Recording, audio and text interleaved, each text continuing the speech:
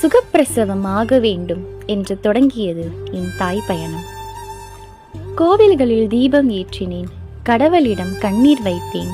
ஒவ்வொரு பரிசோதனை அறையிலும் நம்பிக்கையை விட்டு வந்தேன். எல்லாம் நன்றாக நடக்கும் என்ற வார்த்தையை பற்றி கொண்டு ஒவ்வொரு வழியையும் கடந்தேன். ஆனால் பிரசவரையின் கதவு மூடப்பட்ட போது என் ஆசை மட்டும் திறந்த கதவாகவே நின்றது. சில நிமிடங்களில் என் வயிற்றில் ஒரு தழும்பு, என் கையில் ஒரு உயிர். அப்போது புரிந்தது, கடவுள் எல்லா பிரார்த்தனைகளுக்கும் நாம் நினைத்த பதிலை தருவதில்லை, நமக்கு தேவையான பதிலை தருகிறார்.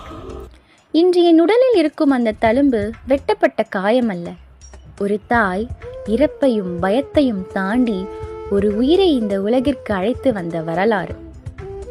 அந்த தழும்பை நான் மறைக்கவில்லை, ஏனென்றால் அது வலியின் அடையாளம் அல்ல, நான் ஒரு தாய் என்று என் உடலில் எழுதப்பட்ட